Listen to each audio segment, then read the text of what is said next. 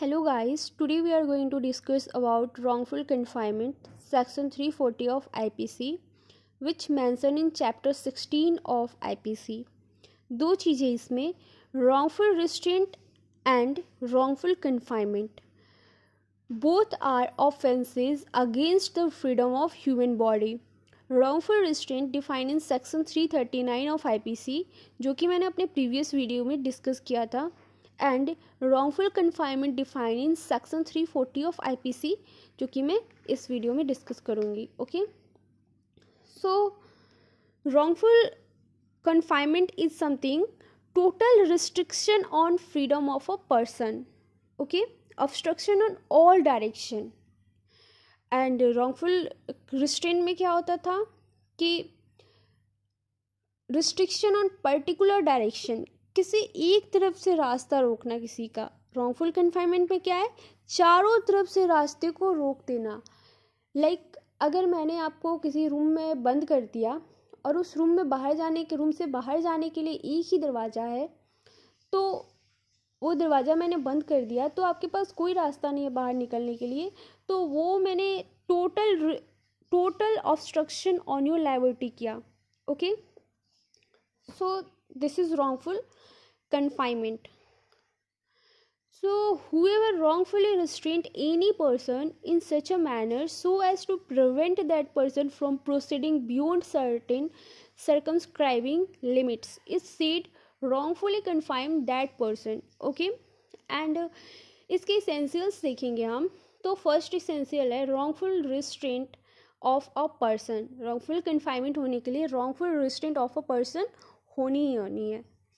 And second is that such restrictions must prevent that person from proceeding beyond certain circumscribing limits. Okay, so wrongful confinement, total restriction on freedom of a person, and जो detention होगी, that detention of a person wrongfully confined must against his will, उसके will के against होनी चाहिए वो detention जो wrongful confinement के लिए की गई है. Okay, and malice is not a essential element of this offence.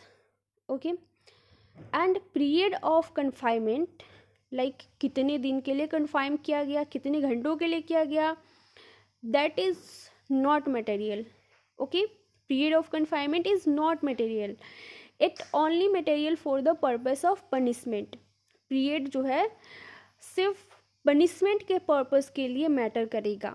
Okay, so wrongful arrest bye police देखिए हम अगर, तो arresting without warrant in a non cognizable case is wrongful confinement. अगर कोई पुलिस ऑफिसर आपको नॉन कॉग्निजेबल ऑफेंस में arrest करता है विदाउट वारंट, देन वो रॉन्गफुल कन्फाइनमेंट होगा.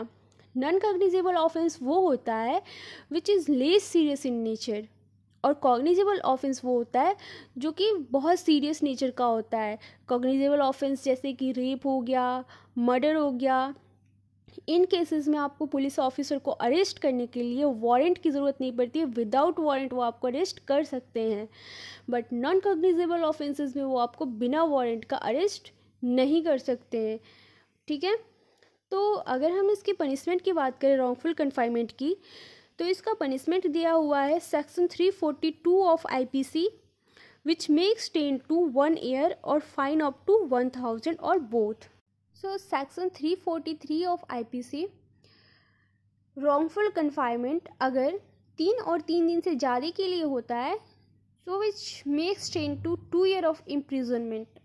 Okay, और in section 344 of IPC, wrongful confinement अगर 10 या 10 दिन से ज़्यादा के लिए होता है, so which makes 10 to 3 year of imprisonment.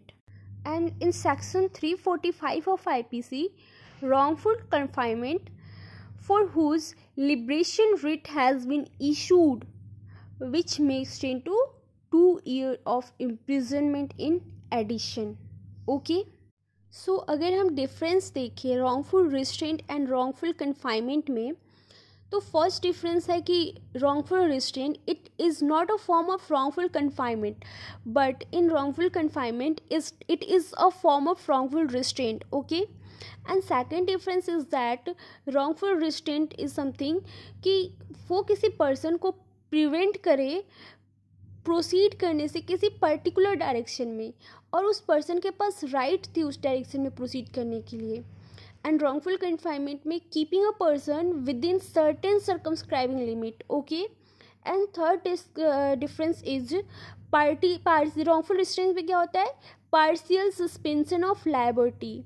उसमें लायबिलिटी की पार्शियल सस्पेंशन होती है. एंड रॉन्गफुल कन्फाइनमेंट में क्या होती है, टोटल सस्पेंशन होती है लायबिलिटी की.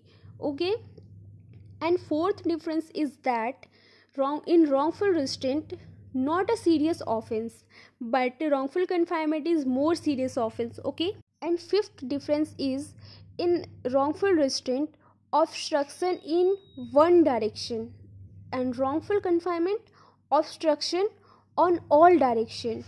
Okay, sixth difference is that in wrongful restraint it's defined in section 339 of IPC and punishment of wrongful restraint in 341 of IPC, which makes 10 to 1 month or fine up to 500 or both. In wrongful confinement defined in section 340 of IPC and punishment is section 342 of IPC, which makes 10 to 1 year or fine up to 1000 or both. So guys, thank you for watching this video.